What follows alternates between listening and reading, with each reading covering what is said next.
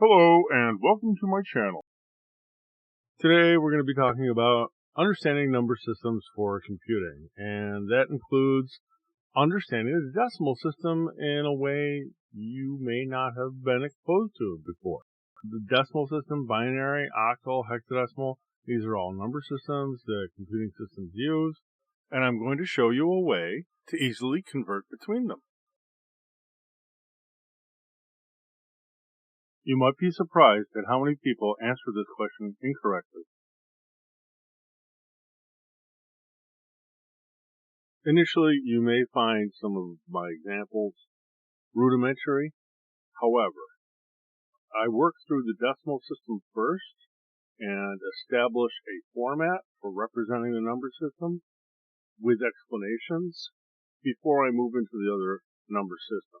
This helps people understand the methodology and the logic applied to these various number systems and how to do calculations within them. So be patient, go through the video, read everything, watch everything. If you don't understand something, back up, play it again.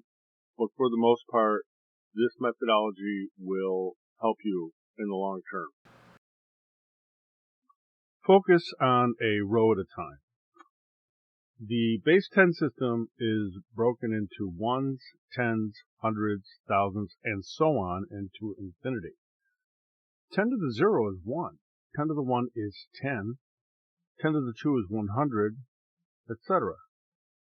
So you see there's a correlation between our digit positions, their value, and the base to a power. Right? And the powers always start at 0 and increase as we move left. So if you take the number 4321 and apply it to the decimal system, that's 4 times 1,000 plus 3 times 100 plus 2 times 10 plus 1 times 1, or 4,321. Simple, right? Well, have you ever looked at it this way? That's what's important here. Because as we move into the other number systems, we're going to apply this same method. If we had evolved differently, say no pinky fingers, we would only have 4 digits on each hand, and we would group on 8s. We would only have 8 digits in our number system.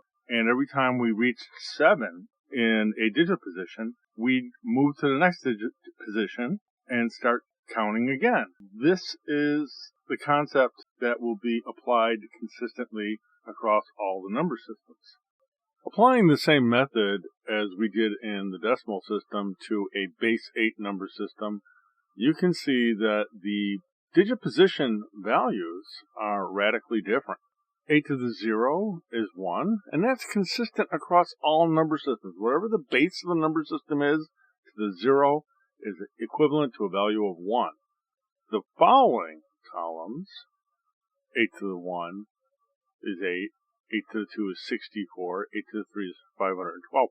This may seem a bit odd, but that's how the number system works. So the same number that we did in decimal 4321 is 4 times 512 plus 3 times 64 plus 2 times 8 plus 1 times 1, or 2,257 in decimal.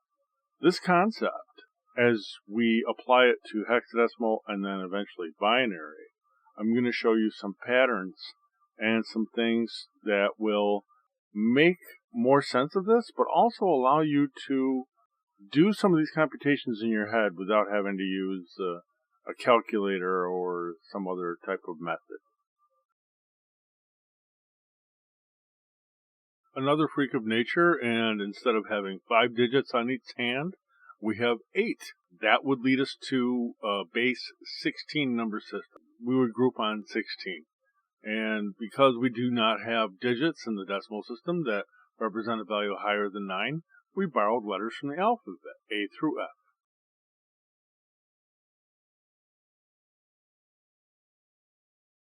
When we get into binary, I'm going to show you a correlation between hexadecimal and binary. I will mention that hexadecimal values are generally represented as the first 2 digits. 16 to the 0, and 16 to the 1, ranging from 0 to F each. There is a way, and I'm going to show you, to easily translate binary to hexadecimal, hexadecimal to binary, and once you understand binary good enough, you can translate these values easily back to decimal.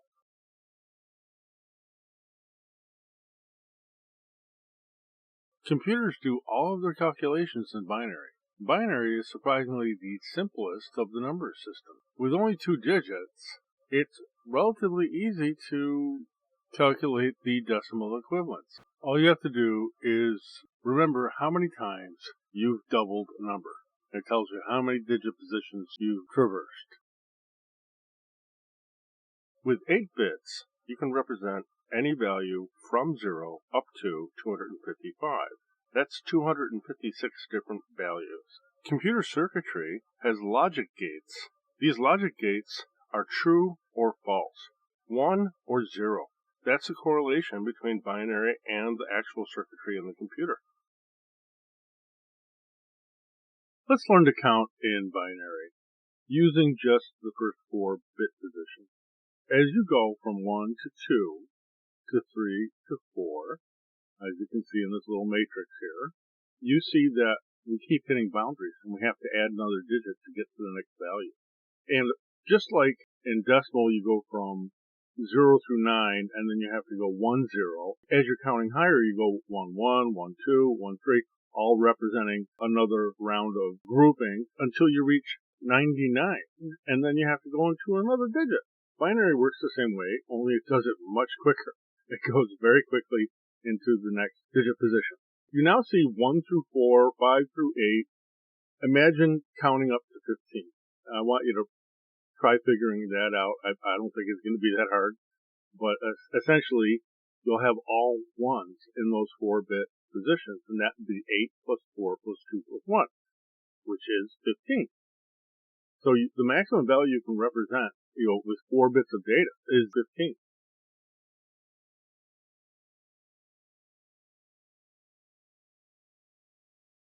I wrote this little program to convert decimal to binary, decimal to hexadecimal, but then also break it down into a 1-to-1 correlation between the hexadecimal digits and the 8-bit binary number.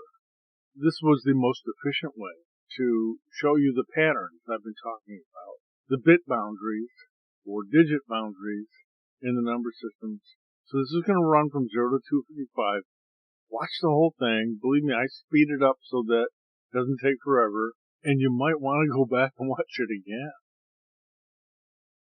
What you want to pay attention to is that as I reach F, or 15, or all ones in the rightmost 4 bits of the binary number, I'm increasing the value in the leftmost bits because I've hit a grouping. I've maxed out what I can represent without adding additional digits.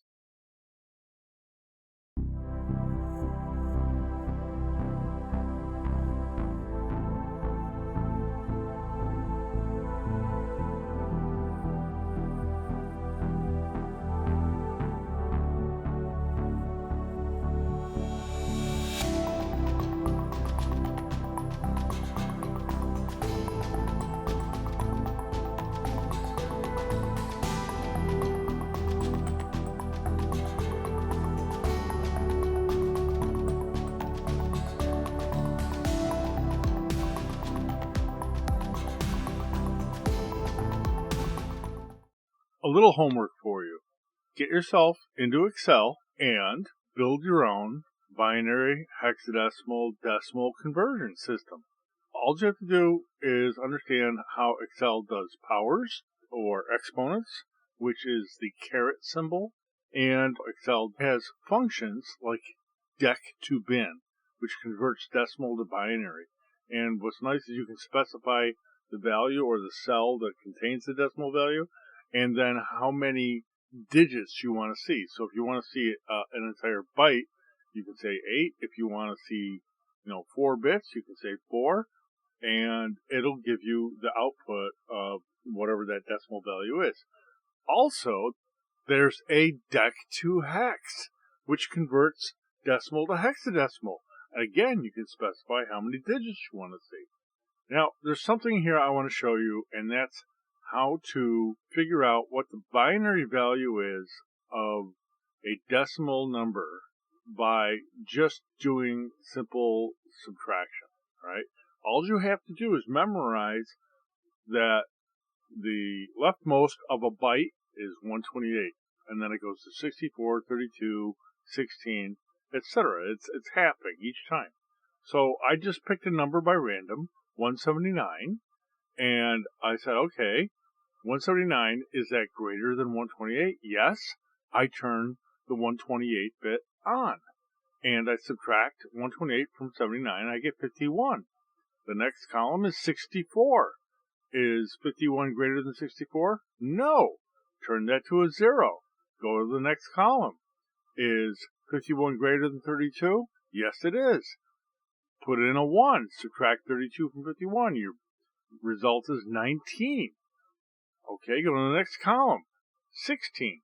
Is 19 greater than 16? Yes. Turn that on to 1. Take 16 away from 19, and you get 3. So 8 and 4 are both 0. You get to the 2 column. 3 is greater than 2. Turn that on. Your remainder is 1. And turn on the last bit. So 179 in binary is 10110011. Well, I really hope that you practice some of this, because once you've done enough of it and it gets ingrained, you'll be able to do this stuff in your head. I do. I've been doing this for years because of my job, but it's not that hard. You just have to practice it. And being fast at this stuff is actually very valuable, because if you can look at something and interpret what that is, like a hexadecimal number or a binary number, you can figure out in your head real quick what that value is in decimal, you will be able to focus on the problem or what it is that you're trying to do. And a lot of times it's solving a problem.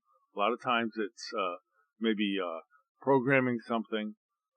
The value will make you more efficient and make you more focused on what you're trying to achieve, as opposed to jumping to a calculator to figure everything out as you're looking at it. Anyways, I hope this all helps you very much, and that you like the video, you smash subscribe, and if you have questions, feel free to put it in a comment. I'll try and answer whatever I can. You might want to look at some of my other videos that explore topics that go beyond this.